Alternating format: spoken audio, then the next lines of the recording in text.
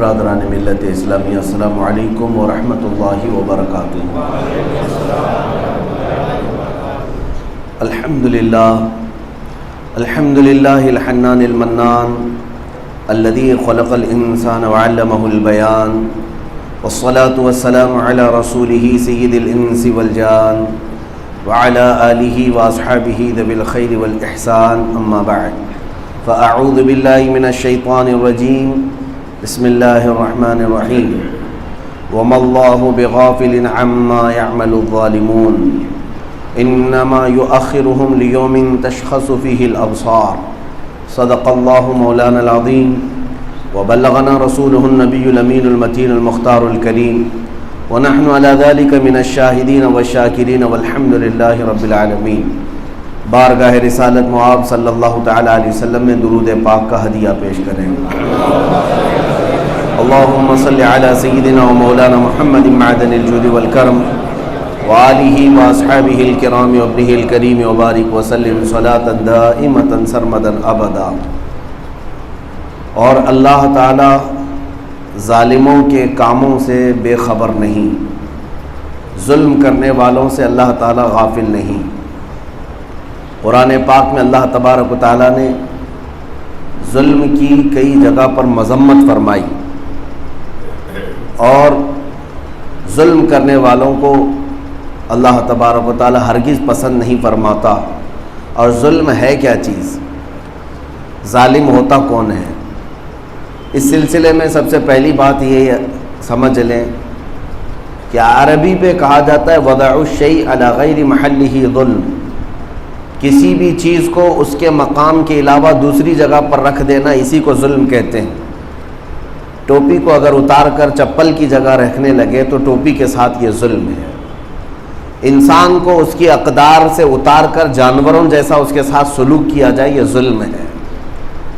جو جس حیثیت کا ہے یا جو جس جگہ کا مالک ہے اسے اسی جگہ پر رکھنا، یہ انصاف ہے۔ اور اسلام ہمیشہ ظلم کے خلاف کھڑا رہا ہے۔ عدل کا اپوزٹ ظلم آتا ہے، ظلم کا اپوزٹ عدل ہے۔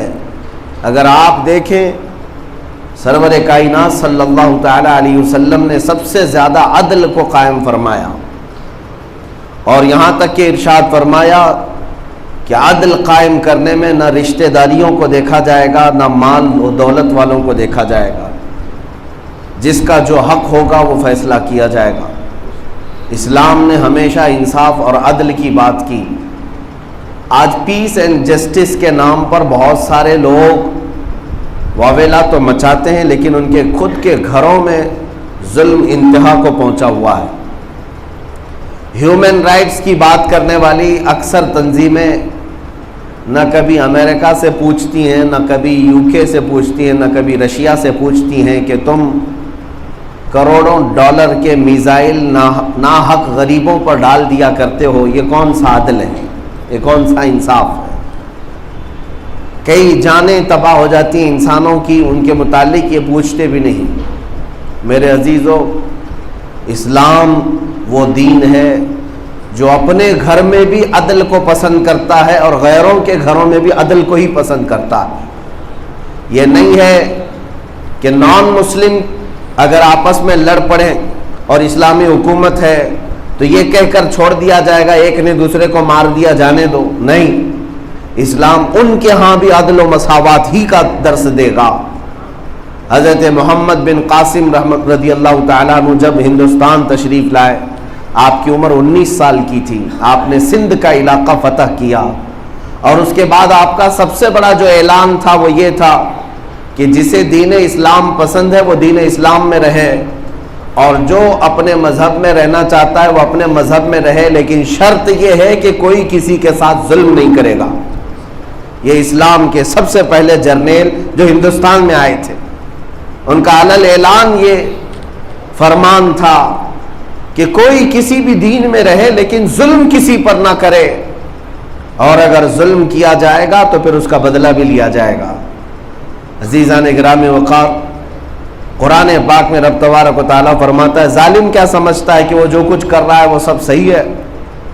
طاقت اس کے پاس ہے اور نشہ اور غرور میں وہ کرنے لگتا ہے تو اسے ایسا لگتا ہے کہ سب میں صحیح کر رہا ہوں، لیکن مولا تعالیٰ فرماتا ہے انما یؤخرہم لیوم، ہم ان کو ڈھیل دیتے ہیں اس دن تک کے لیے تاکہ سب لوگ ان کا انجام دیکھ سکیں۔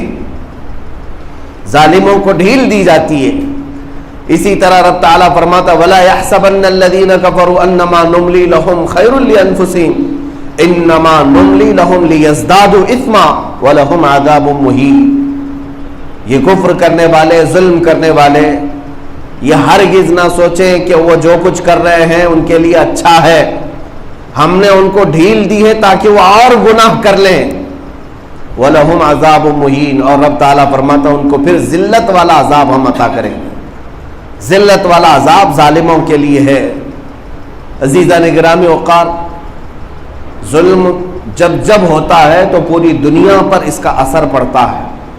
ایسا نہیں ہے کہ کسی ایک پر ظلم ہوا تو اور سارے لوگوں کا امن چین سب برقرار رہے گا۔ ظلم ایسی چیز ہے کینسر کے ناسور پھوڑے کی طرح کہ یہ پورے کے پوری قوم میں پھیلتا چلا جاتا ہے۔ آپ کو میں چند مثالوں کے ذریعے سے عرض کروں، رسول پاک صلی اللہ تعالیٰ علیہ وسلم کے زمانے میں ایک خاتون سے چوری ہو گئی۔ بنو مخزوم قبیلے کی ایک خاتون تھی، وہ پکڑی گئی۔ اس کا خاندان ابھی ابھی اسلام میں آیا تھا اور وہ لائی گئی حضور اکرم صلی اللہ تعالیٰ علیہ وسلم کے پاس۔ حضور اکرم صلی اللہ تعالیٰ علیہ وسلم نے ارشاد فرمایا چوری کی سزا ہاتھ کاٹنا ہے، اور اگر وہ پکڑی گئی ہے تو یہ سزا دی جائے گی اگر ثابت ہو جائے۔ تو صحابہ میں سے سب لوگوں نے یہ محسوس کیا کہ ابھی ابھی تو اسلام میں آئے، اتنی سخت سزا اس کو مل جائے تو پھر یہ خاندان برگشتہ نہ ہو جائے، لیکن کسی کے کہنے کی ہمت نہیں ہو رہی تھی۔ حضرت اسامہ بن زید رضی اللہ تعالیٰ عنہ چھوٹی عمر کے صحابی تھے اور حضور پاک صلی اللہ علیہ وسلم کے گھر ان کا آنا جانا زیادہ تھا، حضور کے گھر میں وہ آتے جاتے تھے۔ تو ان سے صحابہ نے کہا جا کر تم تھوڑی سفارش کر دو کہ اس خاتون کو ابھی سزا نہ دی جائے جو چوری میں پکڑی گئی ہے، بڑے خاندان کی عورت ہے، یہ خاندان ابھی ابھی مشرف اسلام ہوا ہے۔ حضرت اسامہ بن زید حضور کی محبت میں گئے، لاڈلے تھے حضور کے، عرض کیا کہ یا رسول اللہ صلی اللہ تعالیٰ علیہ وسلم اس خاتون کی سزا میں تھوڑی سی تخفیف ہو جائے، ڈھیل دے دی جائے، ابھی اس کو سزا نہ دی جائے۔ اللہ کے حبیب صلی اللہ تعالیٰ علیہ وسلم نے فرمایا تمہیں صحابہ نے کہا ہوگا، لوگوں نے کہا ہوگا، حضور باہر تشریف لائے، ممبر پر چڑھ گئے، اتنے جلال میں میرے آقا نے خطبہ دیا اور ارشاد فرمایا تم سے پہلی والی قومیں اسی لیے ہلاک و برباد ہو گئی کہ جب ان کے امیر لوگ گناہ کرتے تو چھوڑ دیے جاتے اور غریب گناہ کرتے تو انہیں سزائیں دی جاتی۔ بنی اسرائیل میں یہی ہوتا رہا اکثر بادشاہوں کے زمانے میں۔ حضور پاک صلی اللہ تعالیٰ علیہ وسلم نے پھر تاریخی جملہ ارشاد فرمایا، ارشاد فرماتے ہیں لو فاطمۃ بنت محمد سرقت لقطعت یدہا۔ حضور پاک صلی اللہ علیہ وسلم فرماتے ہیں سن لو سب لوگ، اگر فاطمہ بنت محمد بھی چوری میں آ جاتی تو میں اس کے بھی ہاتھ کاٹ لیتا بفرض، یعنی وہ سیدہ کائنات ہے، مخدومہ کائنات ہے، رسول اللہ صلی اللہ تعالیٰ علیہ وسلم کی شہزادی ہیں، لیکن حضور پاک صلی اللہ تعالیٰ علیہ وسلم کا یہ فرمان عالی شان صرف اس لیے کہ امت ہمیشہ عدل پر رہے، عدل پر رہے، انصاف پر رہے۔ آج کے حالات دیکھ کر کے ہمیں محسوس ہونے لگ گیا، وہ بات مجھے یاد آتی ہے جو سیدنا امام علی مقام سید الشہداء امام حسین رضی اللہ تعالیٰ عنہ نے فرمایا تھا۔ ان کے یہ جملے تاریخی ہیں میرے عزیزو۔ آپ نے فرمایا میرے نزدیک صرف ظالم وہ نہیں جو لوگوں کو مارتا ہے، لوگوں کو ختم کرتا ہے، امام حسین فرماتے میرے نزدیک وہ بھی ظالم ہے جو ظالم کے ظلم کو سہ کر خاموش بیٹھتا ہے۔ جو لوگ دیکھ کر خاموش بیٹھتے ہیں وہ خود بھی ظالم ہیں، اس لیے کہ معاشرے کو برباد ہوتے ہوئے اپنے آنکھوں سے دیکھا جا رہا ہے، سب سمجھ رہے ہیں خاموش، ارے ان کا میٹر ہے ہم کیا کریں بول کر، ان کا مسئلہ ہے ہم کیا کریں بول کر۔ یہ حالات آپ کو بھی تباہی کے دہانے پر لے جائیں گے۔ اسی لیے رسول کریم صلی اللہ تعالیٰ علیہ وسلم کی بعض احادیث میں ہے کہ جب تک معاشرے میں ظلم کے خلاف بولنے والے رہیں گے اللہ کا عذاب نہیں آئے گا، اور جب ظلم کے خلاف بولنا بند ہو جائے، سارے لوگ دیکھ کر کے تماشائی بنے رہے، تو پھر اللہ کا عذاب سب کو گھیرے گا، سارے لوگ اس عذاب میں گرفتار ہوں گے۔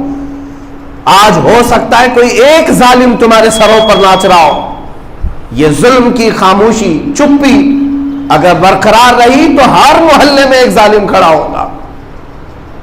میں عراق گیا تھا، وہاں کے لوگ چند سالوں پہلے جو ان کے ہاں حالات ہوئے، حکومت گرائی گئی، الزام تھا کہ وہاں ڈکٹیٹرشپ تھی اور ظلم بہت زیادہ ہوتا تھا، پریسیڈنٹ کے خلاف، رئیس جمہوریہ کے خلاف جو بھی بات کرتا اسے اٹھا لیا جاتا، پولیس اسے مارتی، یہ حالات سننے کو ملتے تھے۔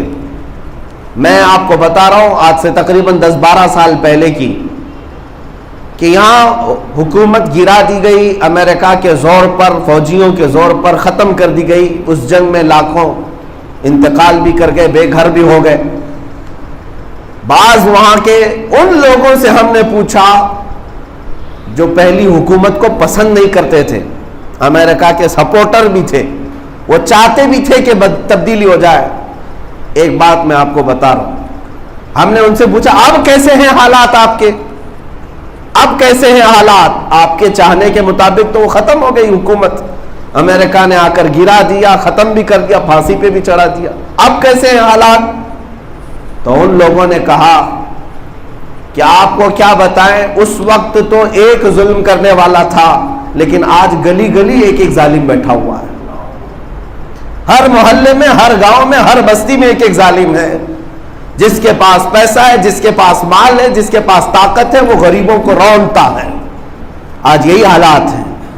ہم نے محسوس کیا کہ میرے عزیزوں، ظالموں کے خلاف خاموشی عذاب بن کر کے نازل ہو جاتی ہے، اور سیدنا امام عالی مقام امام حسین رضی اللہ تعالیٰ عنہ کا آواز اٹھانا کس لیے تھا کہ اگر وہ بھی نہ بولتے اور وہ بھی نہ کھڑے ہوتے شریعت مصطفیٰ کی پہرے داری کے لیے، حمایت کے لیے، تو پھر سارے لوگوں کا ایک مزاج بن جاتا، جو آئے چلتا رہے گا، کچھ نہیں ہو سکے۔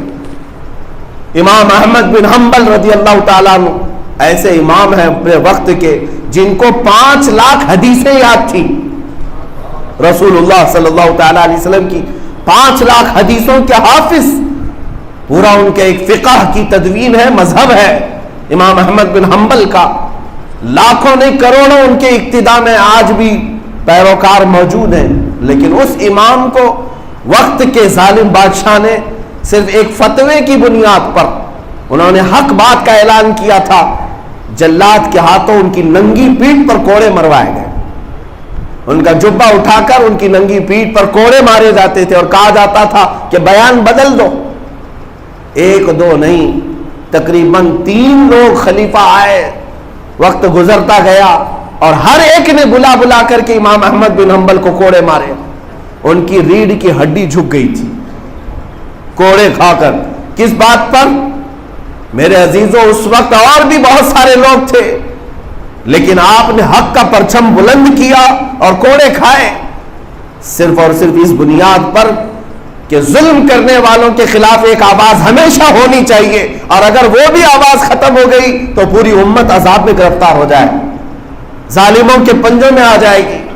اسی لیے میرے عزیزوں، آج اللہ تبارک و تعالیٰ نے اگر ہمیں طاقت دی ہے تو ہم بولیں، ظلم کو دیکھ کر خاموش نہ رہیں۔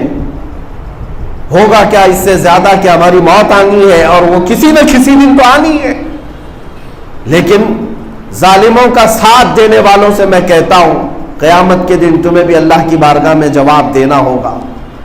رب تبارک و تعالیٰ فرمائے گا۔ میں آپ کو ایک بات بتا دوں، امام مسلم بن عقیل کوفہ میں قتل کر دیے گئے، بہت دردناک انداز میں مارے گئے، شہید ہوئے۔ ہانی بن عروہ کو قتل کیا گیا۔ مسلم بن عقیل کو مارا کس نے تھا؟ ابن زیاد، ظالم، ہر محرم میں سنتے ہوں گے آپ۔ یزید کی فوج نے امام حسین کے ساتھ مقابلہ کیا اور ان کے بچوں کو تک قتل کیا، مارا۔ سارا بلیم ان ظالموں پر ہی رکھا جاتا ہے، ابن زیاد نے قتل کیا، ابن زیاد نے مارا، شمر نے مارا، خولی نے مارا. یہ تو ظالم ہے ہی، چور تھے، ڈکیت تھے، ان کی فطرت میں خرابی تھی. لیکن الزام ان کوفہ والوں پر بھی ہے جو ہزاروں کی تعداد میں ہو کر ظلم کو دیکھتے خاموش رہ گئے تھے. میرے عزیزوں، یہ خاموشی ان کے لیے عذاب بن کر نازل ہوئی. جو 22,000 لوگ تھے وہ سب کے سب قتل ہو گئے، مارے گئے، اور آج تک وہ نحوست ان کے شہر میں برقرار ہے، آج تک. اسی لیے ظلم کے خلاف اگر نہیں بول سکتے تو اسے ناپسند تو کرو. جو برا ہو رہا ہے اسے دیکھ کر خاموش بیٹھنا ایمان جانے کی علامت ہے. رسول کریم صلی اللہ تعالی علیہ وسلم نے ارشاد فرمایا، من رأى منکم منکرا فلیغیرہ بیدہ ومن لم یستطع فبلسانہ ومن لم یستطع فبقلبہ وذلک اضعف الایمان. رسول اللہ صلی اللہ علیہ وسلم ارشاد فرماتے ہیں، تم میں سے جب کبھی کوئی برائی کو دیکھے، اس میں ظلم بھی ہو سکتا ہے، تو اپنے ہاتھ سے روکو اگر طاقت ہے، اور اگر ہاتھ سے روکنے کی طاقت نہیں تو زبان سے بول کر روکو، اور زبان سے بھی روکنے کی طاقت نہیں ہے تو دل میں برا جان کر ہٹ تو جاؤ. لیکن یہ دل میں برا جاننا ایمان کا سب سے کمزور حصہ ہے.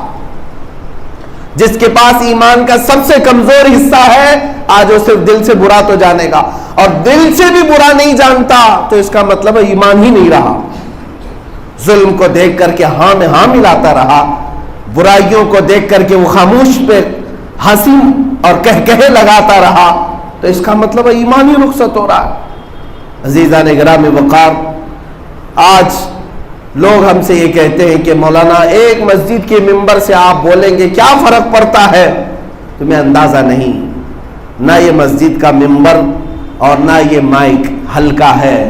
ہمیں اللہ رب العزت کی طاقت پر بھروسہ. جانتے ہیں ابراہیم علیہ الصلوۃ والتسلیم نے جب خانہ کعبہ کی تعمیر کی، اللہ نے فرمایا اے ابراہیم لوگوں کو حج کے لیے بلاؤ، جبکہ وہ ایسی جگہ جہاں ان کے علاوہ کوئی آبادی نہیں تھی، کوئی آبادی نہیں، کوئی گھر بھی نہیں تھا. حضرت ابراہیم علیہ السلام کو پکارنے کے لیے کہا لوگوں کو بلاؤ، وَأَذِّن فِي النَّاسِ بِالْحَجِّ، حج کے لیے لوگوں کو بلاؤ. قرآن پاک میں آیا. ابراہیم علیہ السلام نے پکارا، لوگوں کو بلایا کہ اے لوگوں اللہ کے گھر کی طرف آؤ، کشاں کشاں آؤ، خانہ کعبہ کی طواف کے لیے آؤ.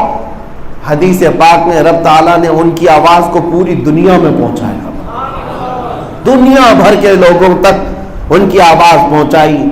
بلکہ یہ بھی حدیث پاک میں ہے جو اپنے ماں کے پیٹ میں تھے، جو اپنی باپ کی پشت میں تھے، جو عالم ارواح میں تھے، ان کو بھی اللہ نے ان کی آواز سنائی. جب رب تبارک و تعالیٰ قادر مطلق خود حکم فرمائے تو پہنچانا تو اس کی شان ہے. آج اگر آپ یہ سمجھتے ہیں کہ ایک مسجد چھوٹی مسجد ہے، ایک چھوٹا سا ممبر ہے، ایک چھوٹا سا مائک ہے، میرے بولنے سے کیا ہوگا، اپنی ذات پر کبھی بھی مت دیکھو، اللہ رب العزت کی طاقت کی طرف دیکھو. ہماری ہلکی زبان ہی صحیح، ہمارے جملے چھوٹے ہی صحیح، لیکن رب تبارک و تعالیٰ جب پہنچانے پر آئے تو وقت کے طاغوتی طاقتوں تک بھی پہنچائے گا، ہر جگہ پہنچائے گا. ہمارا کام ہے حق کے لیے آواز اٹھانا اور ظلم کے خلاف بولنا. عزیزان گرامی وقار، میں مختصراً اب آپ کو ہندوستان کے احوال پر بات کروں. آج جو کچھ بھی ہو رہا ہے ظلم کی انتہا ہونے چلی ہے. ہم دیکھ رہے ہیں حالات اتنی تیزی سے بدلتے جا رہے ہیں. یہ ہماری خاموشی ہی کا نتیجہ ہے، ہماری خاموشی کا نتیجہ ہے جو آج ظلم اتنا بڑھتا چلا گیا کہ علن اعلان یہ کہا جائے کہ مسلمانوں کو قتل کر دو، مسلمانوں کو مار دو. علن اعلان کوئی کہے کہ مسلمانوں سے خرید و فروخت نہ کرو، کاروبار بند کرو. گجرات کے حالات اور سخت سے سخت ہوتے جا رہے ہیں. یہ پورا جو ماحول ہو رہا ہے اس کی وجہ یہی ہے کہ تم سارے ظلم کو خاموشی سے سہتے چلے گئے. مسجدیں ہمارے سامنے توڑی جاتی ہیں، دلی کے فسادات میں مسجدیں جلائی گئی، مزارات کی چادریں جلائی گئی، مینار پر چڑھ کر کے آتنکی حملے کرتے رہے. لیکن بدلے میں میرے عزیزوں ہم میں سے کسی ایک عالم نے بھی کہیں پورے ہندوستان کے کونے میں سے یہ اعلان نہیں کیا کہ اے مسلمانوں، اے جوانوں، جاؤ کسی مندر کو توڑاؤ. کسی نے کہا؟ اسلام اس بات کی اجازت بھی نہیں دیتا. معبدوں کو اور دوسرے لوگوں کی عبادت گاہوں کو اسلام نے توڑنے اور ختم کرنے کا حکم نہیں دیا. اس طرح سے جب ہم دارالحرم میں ہوں. عزیزان گرامی وقار، یہ بات اس قدر بڑھتی چلی گئی کہ میں ان لوگوں سے آج گزارش کرتا ہوں کہ جنہیں اللہ نے زبان دی، طاقت دی، منصب دیا، کرسیاں دی، تو کم از کم اپنے وقت کے اور اپنے منصب کے صحیح استعمال کے ساتھ امت کے حق میں آواز تو اٹھاؤ. کل بروز قیامت تم شرمندہ اور ذلیل ہونے سے تو محفوظ رہو گے. آج آپ کو اندازہ ہے کتنے نوجوان بچے قتل کر دیے گئے صرف چھوٹی چھوٹی سی باتوں پر، اور کئی ایسے لوگ ہیں جو کورٹ کچہری کے چکر کاٹتے ہوئے 25-25 سال اندر ہیں، ان کے لیے کوئی آواز اٹھانے والا نہیں ہے. میرے عزیزوں، یہاں پر ڈوب مرنے کا وقت ہے ان لوگوں کے لیے جن کو اللہ تبارک و تعالیٰ نے وقت میں اپنے زمانے میں بہت کچھ عطا کیا، لیکن وہ سوائے پیسہ بٹورنے اور اپنے عیش کے کچھ نہیں سوچتے. امت مرحومہ آج کس حال سے گزر رہی، کس کرب سے گزر رہی اندازہ ہے؟ نبی مکرم صلی اللہ تعالی علیہ وسلم تو ارشاد فرماتے ہیں کہ اگر تمہارے پاؤں میں کانٹا بھی چبھے تو اس کا درد مجھے ہوتا. یہاں امت کا درد کسی کو نہیں. امت کس کرب سے گزر رہی ہے. عزیزان گرامی وقار، یہاں پر اب حالات، یہ میڈیا ٹرائل جو چلایا جاتا ہے، کسی بھی ایک عالم کو پکڑ لو. گجرات کے ابھی 8 دن قبل ایک مرڈر ہوا، قتل ہوا، 2 نوجوان پکڑے گئے، لیکن 2-3 دن کے بعد دیدہ و دانستہ ہمارے محب گرامی تحریک فروغ اسلام کے بانی مولانا قمر غنی عثمانی کو دلی سے اٹھایا جاتا ہے، دلی سے پکڑ کر کے لایا جاتا ہے. ارے ابھی ATS نے پکڑ کر کے لایا ہی ہے، لیکن پورے دجالی میڈیا بھونکنا شروع کر دیا. یا آتنکوادی پکڑا گیا، دہشت گرد پکڑا گیا، مولانا پکڑا گیا، اس کا سمبند پاکستان سے تھا، فلاں تحریک سے تھا، فلاں تنظیم سے تھا. سارا کچھ تو انصاف یہی لے کر بیٹھے ہوئے. پھر سپریم کورٹ کائے کے لیے، ہائی کورٹ کائے کے لیے؟ سارا نظام تو میڈیا والوں کے پاس دے دینا چاہیے. یہ جسے چاہے مجرم بنائے، جسے چاہے دہشت گرد بنائے، جسے چاہے آتنکواد بنائے. آپ میں سے کبھی کسی نے سوچا کہ یہ جتنا بھونکتے ہیں ان پر کوئی کیس کرتا ہے، ان کے خلاف کوئی بولتا ہے کہ یہ کیوں ایک کمیونٹی کو باضابطہ ڈیمیج کرتے ہیں، کیوں بار بار ہماری چھبی کو خراب کرتے ہیں؟ کیا الزام ثابت ہوا؟ کیا تہمت ثابت ہوئی؟ نہیں ہوئی. ابھی کورٹ میں کیس چلتے رہتے ہیں، لیکن اس سے پہلے ہی یہاں پر تو ظالم بنا دیا جاتا ہے، آتنکواد بنا دیا جاتا ہے. 10 سال کے بعد پتا چلتا ہے کہ ان کا اس میں کچھ حصہ ہی نہیں تھا. یہ کوئی انصاف نہیں چلتا ہے میرے عزیزوں. میڈیا کو ہونا یہی چاہیے کہ غیر جانبدارانہ رپورٹنگ کرے کہ الزام میں گرفتار کیا گیا ہے، دیکھا جائے گا کہ شواہد اور گواہوں کے ساتھ کیا چیز ثابت ہوتی ہے، لیکن اس سے پہلے کیا کیا بنایا جاتا ہے. اس کا مطلب ہے کہ دیدہ و دانستہ پری پلانڈ یہ ساری چیزیں صرف اور صرف ایک کمیونٹی کو ٹارگٹ کرنا ہے، ایک قوم کو پورے طور پر کسی گناہ میں ملوث کر کے دکھانا ہے. عزیزان گرامی وقار، آج جن علماء کو گرفتار کیا جا رہا ہے ایسے بھیانک الزامات میں کہتا ہوں رسول پاک صلی اللہ تعالی علیہ وسلم کی ناموس پر جنہوں نے زندگی میں قربانیاں دی ہیں اور حفاظت کا اور پہرا دینے کا عزم لے کر کے کھڑے ہوئے، اگر آج ان کو ظلمن کوئی گرفتار کرتا ہے تو میں آواز اٹھاتا ہوں، میرا حق ہے یہ. اس لیے میں ہندوستان بھر کے علماء، مشائخ اور دیگر ان لوگوں سے بھی کہتا ہوں کہ وقت کا انتظار کرو. یہ تو انہی کے نعروں کے مطابق ایک تو جھانکی ہے اور پھر باقی ہے. متحد رہو گے تو کہلاؤ گے مومن و غازی، منتشر ہوگے تو قصدوں میں صفایا ہوگا. بٹ جاؤ گے تو ایک کے بعد دیگر ہر ایک کا نمبر آتا رہے گا. آج کی بات میں بتا رہا ہوں، ان علماء کو سلام جو حضور پاک صلی اللہ تعالی علیہ وسلم کے نام پر پکڑے گئے، لے جائے گئے، اور اندر ان کو جس طرح سے بھی رکھا جا رہا ہو. لیکن مجھے حیرت ان لوگوں پر ہے کہ علماء وہاں جیل کی سزائیں کاٹ رہے ہیں اور تم یہاں ہیپی برتھ ڈے منا رہے ہو. شرم تک نہیں ہے.